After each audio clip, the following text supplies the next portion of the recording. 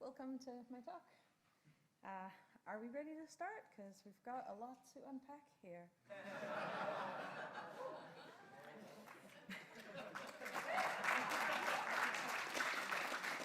That is a much better reaction than this joke deserved. Thank you. So, hi, I'm Wren. I do art direction, game design, and business development at Witchbeam Games. Witchbeam is a small team. We're 3 core members working on the game with 2 contractors. Witchbeam's previous game was Assault Android Cactus, which is a very different kind of game, if you know it. It's like the anti-unpacking. It's very good, which I can say because I didn't work on it. My background is actually in mobile games. I worked at Halfbrick.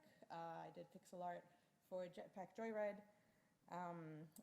Since then, I did a bunch of contract work and freelancing, and now I'm doing this full-time, working on Unpacking. This game is actually my first game design credit, which is pretty cool. And you can find me on Twitter at Renegade. There will be another slide later that has this if you feel like adding me at the end and not at the start. So to start, who here is familiar with Unpacking? You can raise your hands. I wonder if there's anyone who isn't. Yeah. Nice, there are a few, cool.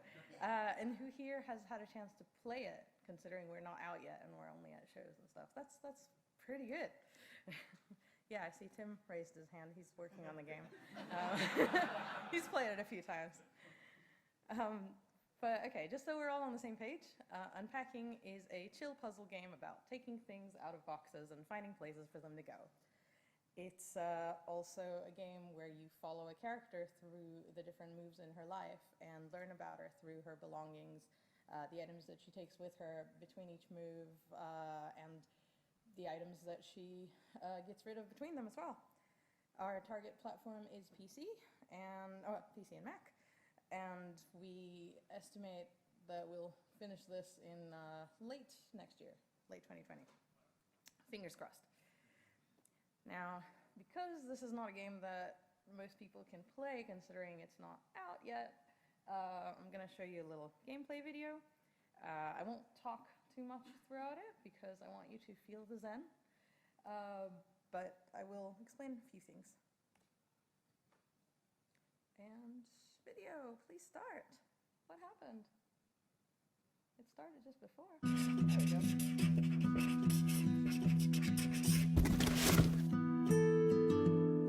Oh, hang on. Yeah, the sound was like, I don't know what happened. It was working just fine before. Let's try this again. That's better. Really good.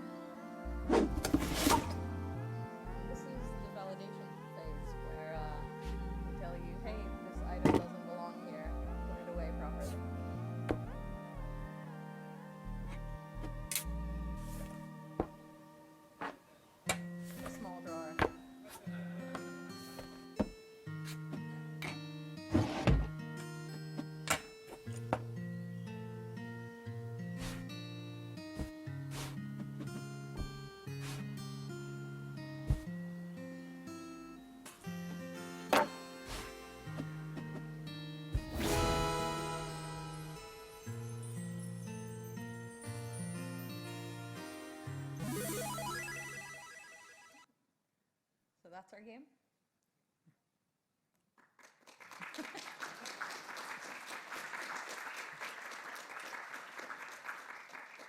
Thanks.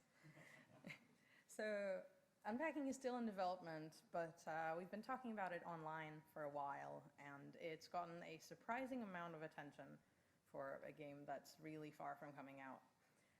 So first, our prototype got accepted to the Games Accelerator program Stugan in Sweden, which is basically a bunch of people, a bunch of game devs go out to a cabin in the woods in Sweden for 2 months to work on their dream games alongside other developers, and they bring mentors in and all that. It was incredible. So we got picked for that. And when we came back to Australia, our first Twitter post on the Unpacking account went viral. It was a GIF. Someone posted it to Reddit. It went to the front page of Reddit Gaming, and suddenly publishers were reaching out to us in my DMs.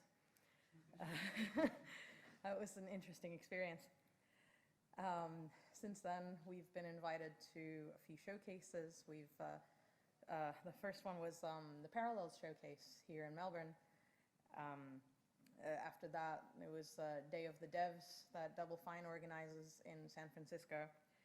And that was also where we had our first interview with gamesindustry.biz, which is still my favorite interview that we've had. Went to their front page, so that was cool too. This year we were invited to Mild Rumpus at GDC. We went to Bit Summit in Kyoto and got nominated for 3 awards there, including Best of Show.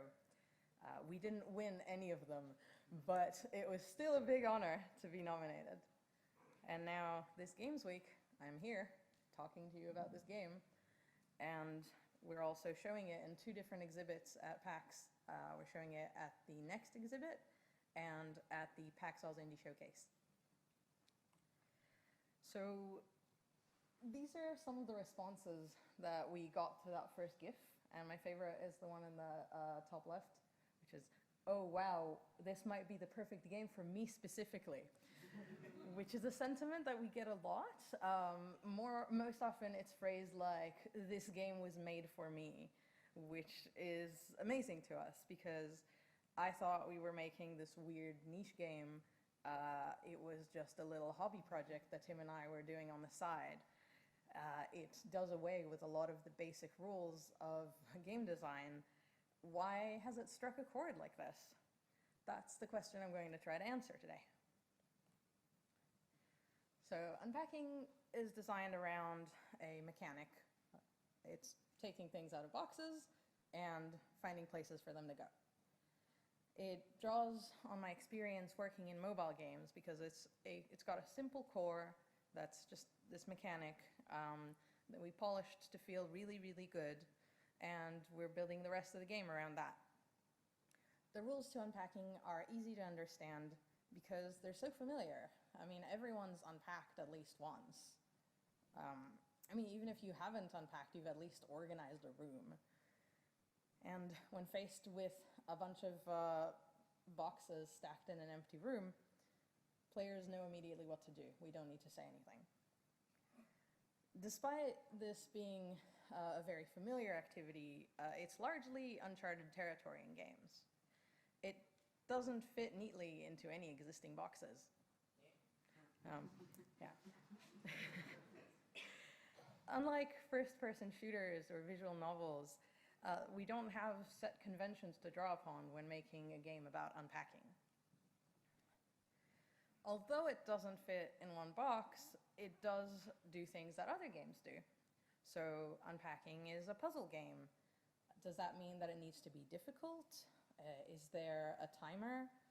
Are there multiple solutions? And if so, are some of them worth more than others? It's also a game with customization, which a lot of games have. But how much customization? Do you get to pick the colors of your plates? Do you pick the wallpaper? Do you decide what to keep or throw away? What is that? Earthquake. Yes. And I also wanted the game to have a narrative. So does that mean that we're going to have item descriptions for like the hundreds and hundreds of items in the game? Are we going to have choices that affect the story? Will the player ever see the characters? It turned out we didn't need any of those things. We didn't put any of those in the game. A lot of our early design work was subtractive design. We actually questioned the assumption that Unpacking was a puzzle game at all. It turned out it didn't need to be hard. That actually got in the way of player expression. And when we discarded the ideas of branching narrative, that helped us better focus on the story we actually wanted to tell. At every stage, whenever we made one of these choices, we considered the core of the game, taking things out of boxes and finding a place for them to go. To further refine this core, we made a list of adjectives to describe the vibe of the game. Most of these are feelings like satisfying and delightful. Others are more general guidelines like character-driven and simple. These adjectives helped us figure out the game pillars. So for anyone who doesn't know, game pillars are 3 to 5 core elements that serve as the foundation of a game and drive the rest of the design. Unpacking's 3 pillars are contemplation, discovery, and expression. I'll explain what each one of these means in the context of Unpacking specifically, because to a different game they might mean something else. And I'll also explain how we implemented these, because that's the interesting part. So our first pillar is contemplation, and for us that meant being able to play at your own pace, having gameplay that you can mull over, and learning a story in an ambient way. This is where the gifts start. We leaned on the repetitive nature of the activity of unpacking. Not every item needs to have a deep meaning. They're just fun to take out of boxes and place around. So we spaced out the more important items with less important but still fun items. We also have duplicates like cups and plates, which can be especially fun to play with because you get to stack and arrange them. The repetition helps players get in the zone. There's a simple rhythm to unpacking. You open a box, you take something out, you put it away, you take something out, and you put it away, and so on until the box is empty. Then you throw out the box and open a new one. Every action takes just one click, so the player doesn't have to think about their actions. They can concentrate on the items, on where they want to place them, on learning the environment, seeing how things go together, and figuring out what they mean. We decided against text descriptions for items, not even item names, and not just because that's cheaper to localize. We removed explicit information, and that was like making someone navigate a room with their eyes closed. It makes people have to get their information in a way they're not used to, and they have to pay extra attention. It also leaves room for the player to wonder. Who is this kid? What is she like? What does this item mean to her? We removed things that took the players out of the experience. Anyone here who was at the Parallels talk will remember the tomato sauce bottle. So I'll talk about it later. I'll talk about the cabinet first. So we used to have a bit of space above that cabinet. But I didn't want people to put things there because that felt like a stupid place to put things. Let's be real. It's like right next to the ceiling. What are you going to put there? So I didn't put a grid there for people to place things. But some players would play the game and be like, why can't I put things there? So I just raised the top of the cabinet to meet the ceiling. There's no more space and no more complaints. We also had the tomato sauce in the kitchen, aforementioned, which a lot of people wanted to put in the fridge. Yeah, the fridge doesn't open. The fridge is going to have magnets on it, which are much cooler than the fridge opening. And if the fridge had to open with magnets on it, each magnet would have to animate, and that would be ridiculous. So the fridge doesn't open. Also, these are perishables. Why would you put perishables in your packing? I don't know. It just didn't make sense to me. But tomato sauce like this, still packaged, is not perishable. So I thought it could go in the pantry. A lot of people disagreed. So not being able to open the fridge broke immersion for a lot of people. Not being able to place things on top of the cabinet broke immersion for people. If I've got something that breaks people's immersion, maybe I shouldn't have that thing. So we took the tomato sauce out. Now nobody tries to open the fridge. Our second pillar is discovery. For us, that meant being surprised by what comes out of boxes, finding cool little things you can do in each room, and learning someone's story without even meaning to. Every room in Unpacking is packed with usable space. Sometimes you have to go searching for it, like you do in real life. Not all players realize that every surface we made placeable actually is placeable, but for the most part, that's okay, because that moment of discovery when someone realizes they can use a surface is just delightful, and it's very important, and that would be lost if we made it obvious. The items tell the player about their owner. So in this first stage, well, part of the first stage, what can we learn about the protagonist? You just yell out, I don't care. Young? Yes. Sporty? Yeah. Plays soccer? Maybe good at it? Sorry? Likes horses, yeah. Has experienced loss in the form of a Tamagotchi. Yeah. Well, or we can also say lived in the 90s, yes. And, yeah. Sorry? She reads a lot, yeah. And, Also 90s thing. is it? Oh, that's a little sad. And, yeah, exactly. Look at that horse with the legs. Like, it's great. Yeah. Screenshot, is it taken so that, we can't explicitly determine their gender? No, I just took this picture because I felt like it had a lot of objects that showed some personality, but it is a girl. Like, she's a girl.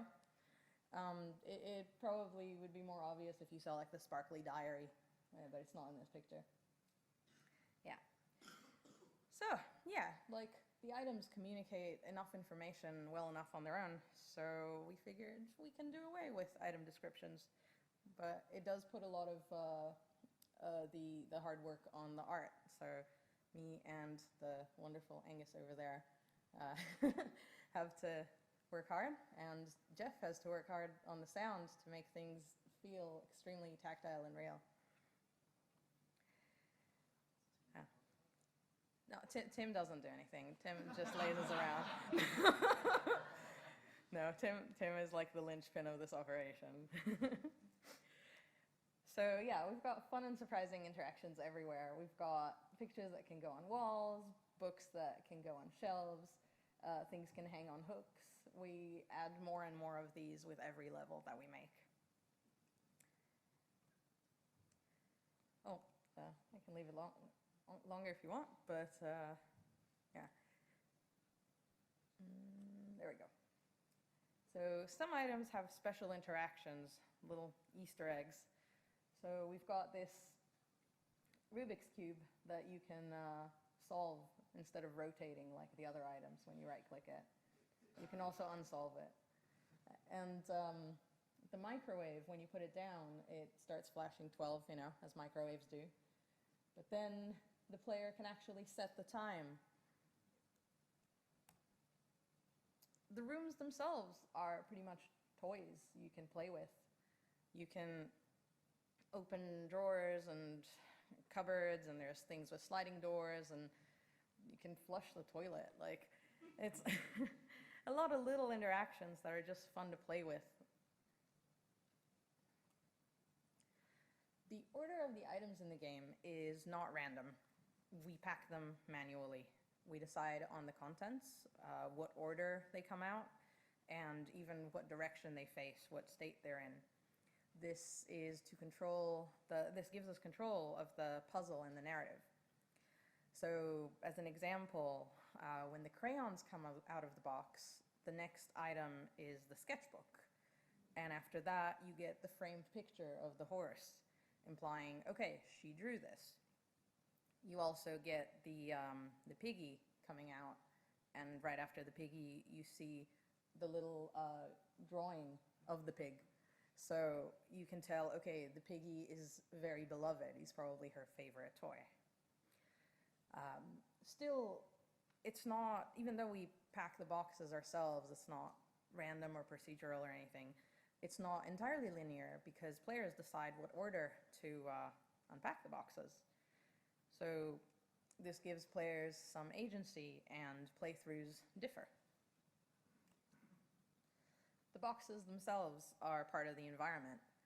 They are a surface that the player can put things on. They're also a tool for me and Tim as designers. We can use them to hide things.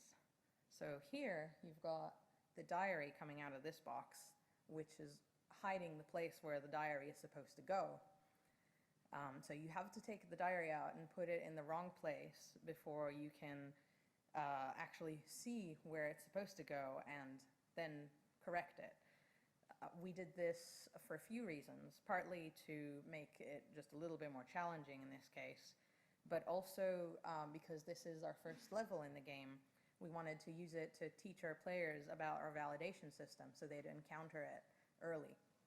It's not guaranteed to happen. They might notice immediately once the box is gone that there's a drawer there, and then move it there before the validation system kicks in. Or they might decide to put it on the pillow, which is the other place we let you put it. Sorry, lost my train of thought for a second. Yeah, so they work as a pretty effective tool for adding just a little bit more depth. Our final pillar is player expression. For us, that meant giving players enough space to imagine their own narrative, having enough places where things can go to allow for meaningful choices, and letting people show off to their friends.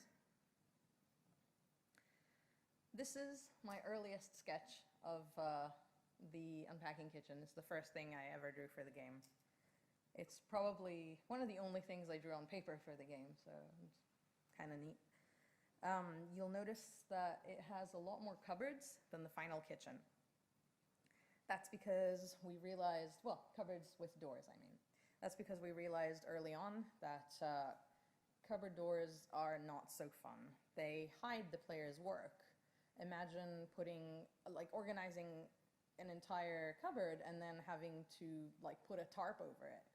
What's the point? What did I organize this for? I could have just junked everything in there.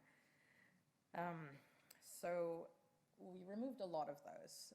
They can be good, like you saw. It's pretty fun to play with that bottom cupboard. Drawers are fun as well, but we try to keep them to a minimum to allow players to show off what they do. Players get really frustrated when they can't place items where they think they should be able to go. And players have a lot of opinions about this because this is something that they do in real life. It's actually been the biggest drawback of making a game about something this familiar. It's so easy to break suspension of disbelief. It's sort of like an uncanny valley effect, but for kitchens.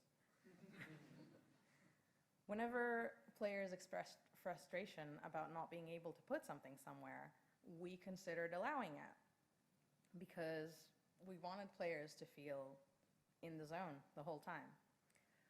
Some places we added were those stovetops. Initially, you couldn't use them at all. Then you could put things on them but not leave things on them. And players complained that's where their pots live. So we're like, all right, I'm not going to judge you for how you live your life.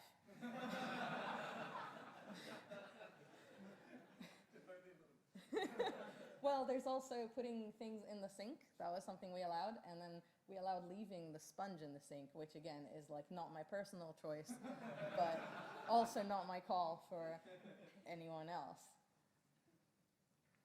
We also let you put things on the fridge. You can put the microwave on the fridge and leave it there. Like, I wouldn't put it there because I'm a short ass. But someone tall might. Like that criminal Tim.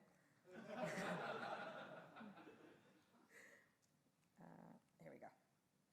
So this is our most recent GIF. This is the first time I've shown it anywhere public. Actually, no, second. Yeah. We let you be a monster in this game. So, as I've mentioned before, we have our validation system, which tells you, hey, this item isn't where it needs to go. It's not put away. But our definition of put away is quite relaxed. It's just like,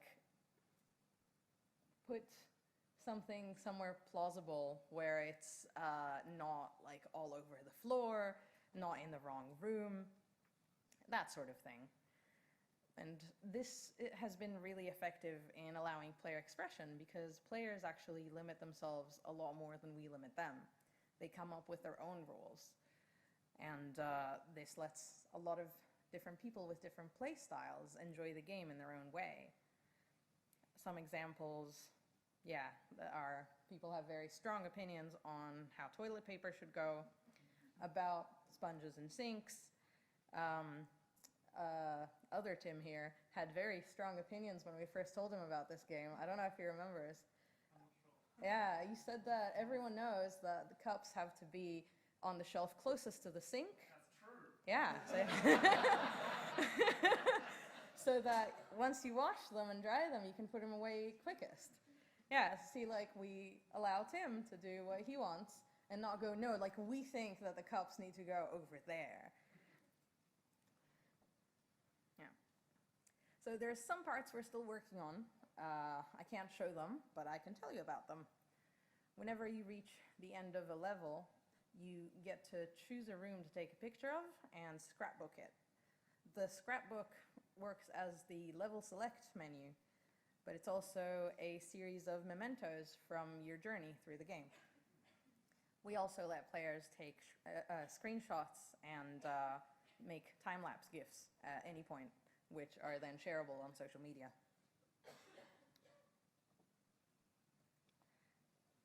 Something I feel is really important for a Zen game, like Unpacking, is feeling like you can't fail.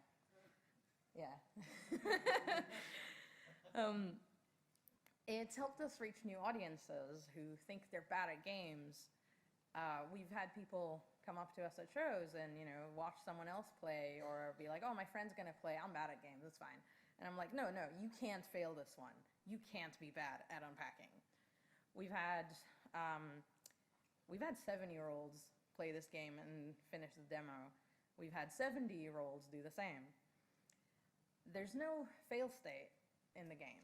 Even in this example, like where I, on purpose, made everything terrible, I haven't lost. I just haven't won yet. I can still move everything. And the rooms look like they're a tight fit, like the items just fit, but there's actually a lot of space if you're careful and look around a lot. There's no time limits and no timers in Unpacking. Nothing to make you worry that you're taking too long. Currently, there's no concept of time in the game at all, but later we want to add it through post effects. What we want to do is a sort of time of day system that uses the lighting to show that it's like getting late or getting early in the morning. And this time system will be based on the progression of your unpacking, not on real time. So when you open a box, time progresses a little. When you take an item out, it progresses some more, and so on. So at the end of a level, every player, no matter how long they took in real life, they've taken the same amount of time in-game. Some players worry that when they make our final box go away, that the level will finish and they'd be stuck with whatever they did up to that point, that they might be left with a mess and the game will be like, good job, you're finished. But there's no reason to worry. What happens instead is the validation system kicks in if anything is in the wrong place. And if not, the little star pops up. And you can keep moving items around until you're satisfied. You don't have to click on the star until you feel done. So players don't have to feel like, even though they've passed, technically, they've failed their own standards of how to make the room look nice. Equally important to removing fear of failure is removing fear of judgment. We wanted our players to not feel like we're looking over their shoulder and criticizing their kettle placement. We wanted them to feel at ease. And that's why during the placement phase, there's no feedback. You can put items anywhere where there's a grid. Like, the only feedback you get, I guess, is that an item can be see-through when you're hovering over, say, a wall. The feedback only comes in the validation phase when all the boxes are gone. Initially, the validation system was poorly received. It made people angry. It was judging them for their item placement. And this is because initially we imagined the game as a puzzle where everything has a place that it's supposed to go. When we saw this reaction, we reimagined the validation system, reinterpreted it as guidance rather than strict rules. So, like, no socks in the sink, no scissors in the bed, no toys all over the floor. And our aim here was to make a player, when they see something light up in red like that, go, oh, I forgot to put that away, not try to reverse engineer our arcane rule system. There's no scoring system in Unpacking. As long as all the items are put away, that's a valid solution, and the player can move on to the next level. There are many solutions, and all of them are equally valid. No player's organizing style is inferior. You can't tell a player that the way that they organize their home is less valid than the way that you organize yours. It's very personal, it's subjective, and if we had scoring, that would be like ranking people's decoration skills, which, again, feels very subjective, and I find it almost offensive. Definitely not Zen.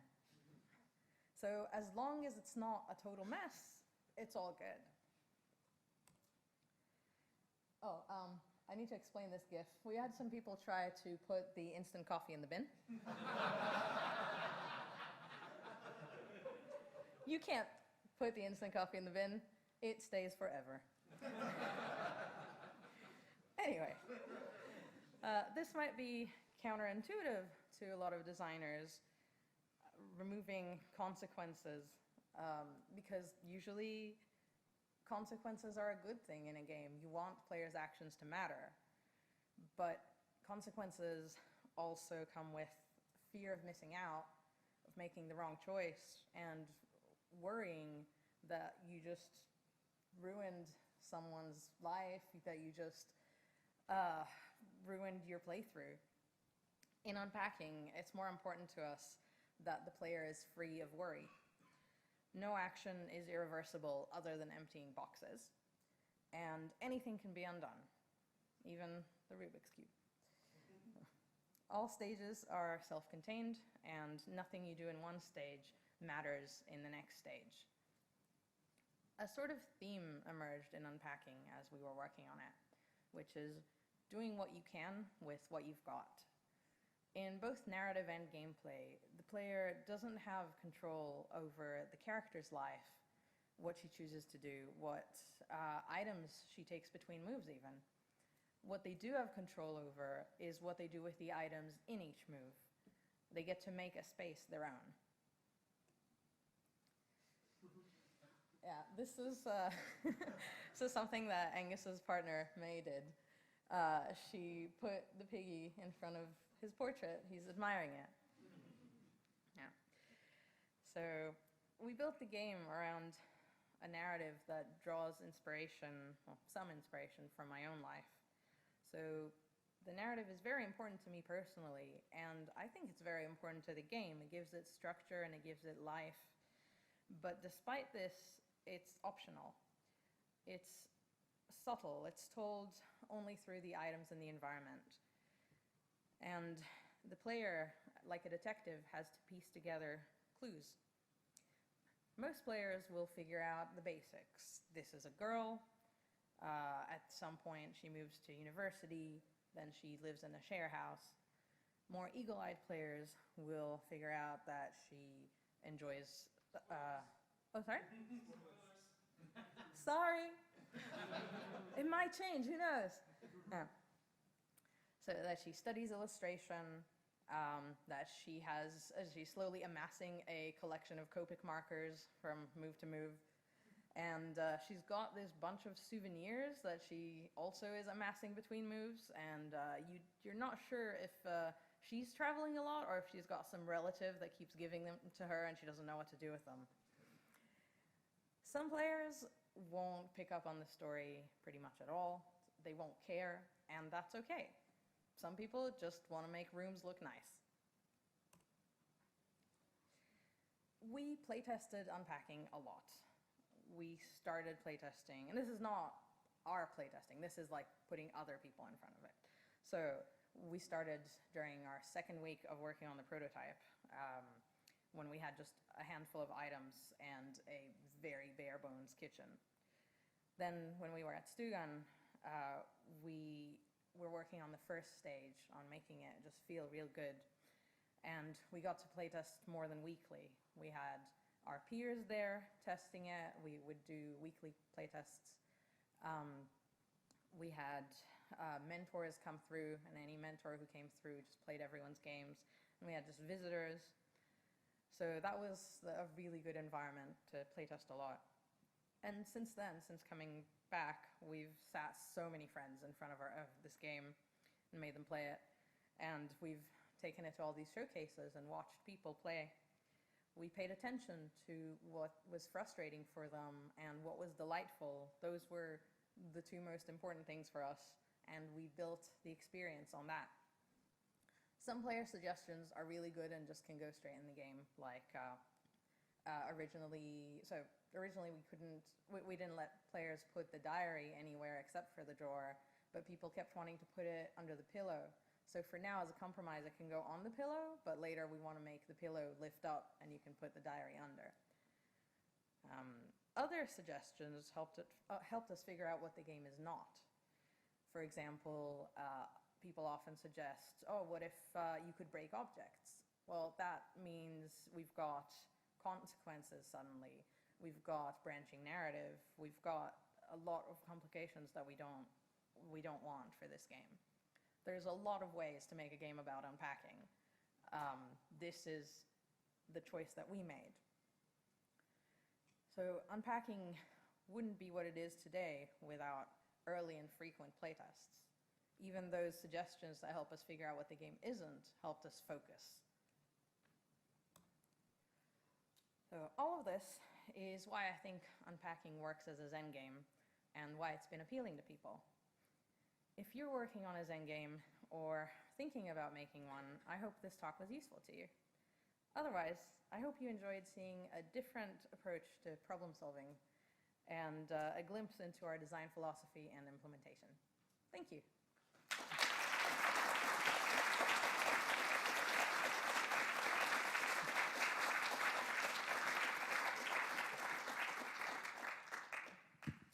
Any questions? Hey, over there. Oh, over there too. Did you have any big revelations during Stugan? Yeah, so that was the validation system when we first made it, and we had one of our peers there react super strongly to it, and I was like, oh no, this like very core thing that we were going to do in this game is so poorly received. Did we is the whole idea bad?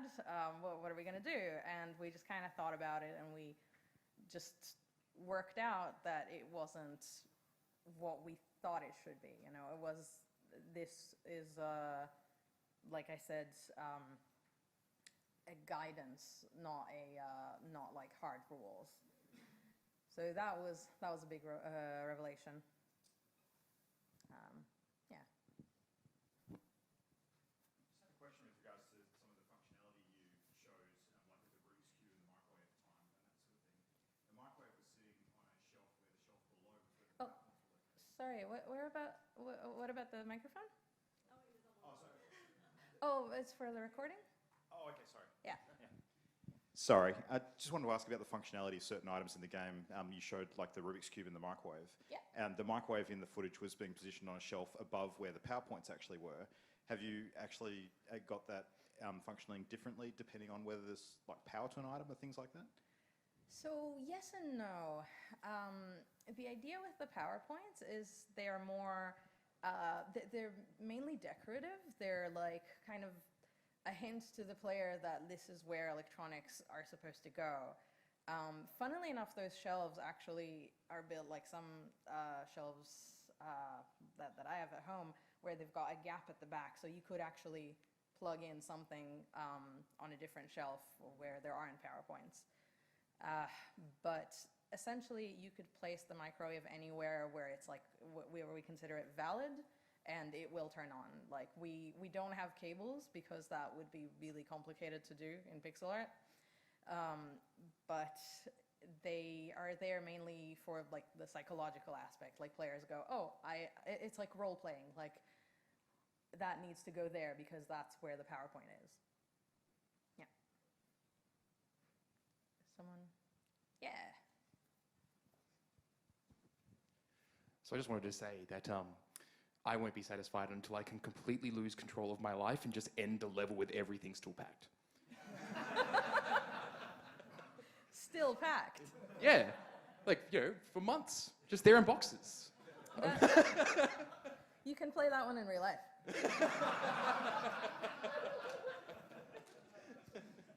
Yeah. Oh, some more questions.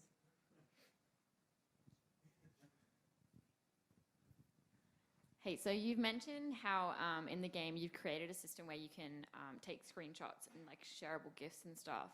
I imagine that was a specific marketing decision. Have you made any other specific aspects of the game that make it easy to share and like easy to like market the game? Okay, so I'll start by saying that we haven't made the system yet. That is one thing that we have not made yet, but should be fairly soon. I think, yeah, a big marketing decision was to allow for time-lapse GIFs. So initially we were just thinking screenshots, but like when that first GIF took off, we were like, okay, GIFs are good. And I think it was our other Witchbeam member, Nart, who suggested the time-lapse GIFs as like, yeah, essentially anyone could make these sort of GIFs that we just posted. And any GIF like that could go viral when someone does something stupid with it. So yeah, that was one. Hi, I was just wondering how many different iterations you had on the narrative, and if you had ever considered different characters or who the person was going to be. Okay, so the narrative is still a work in progress. We actually recently hired a narrative designer to help us for a bit. But the overall story beats are ours, like our design. And we pretty much wanted it to be about this character from the start. From the moment that we decided that it was going to be one person's story, it was going to be this character. There were some other ideas we had at the start where we were thinking, oh, we could do something maybe procedural or maybe a series of just unpacking different people's belongings. But the story idea appealed to us, and we thought it was a really good framing for this game.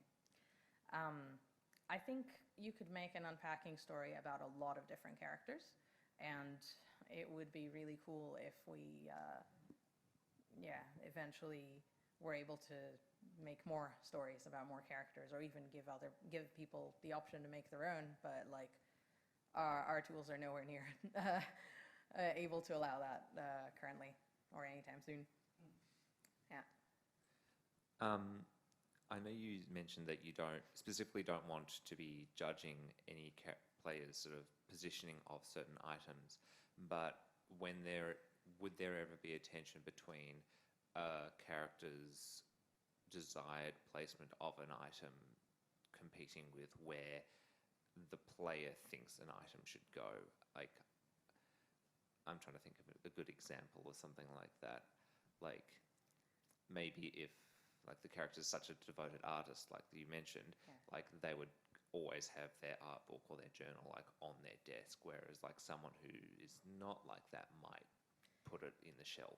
Yeah, so that's a very good question. That is a question that we kind of struggled with for a long time while working on the game. The balance of player expression and actually telling a story. Essentially, I think the decision that we came to is that we favor player expression over showing character personality where they clash. Sometimes it might not be the case, but for example, we allow people to put the sketchbook anywhere they want in the room. They can kind of decide that, okay, this character wants the sketchbook here all the time, or like, oh, maybe she's not that into the sketchbook and it goes in the cupboard, but maybe between the moves she started using it more. So the character gets to do what she wants between moves, and the player gets to do what they want in the moves to a degree. Anyone else? We've got a few more minutes. First, it was a great talk. Thank you. The game looks amazing. Thank you. And two, what was it like spending 2 months in the cabin with your team, just developing the game? Amazing. It was amazing. It was like full room and board, and we had field trips. Like it was incredible.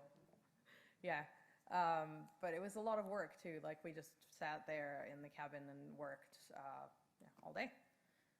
But it was fun. And we made amazing friends that we're still in touch with over a year later. We've got a Discord and we talk every day. So it was really something special, and I wholeheartedly recommend it to anyone who can try to apply.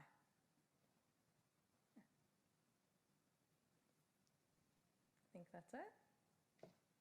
All right. Thank you very much.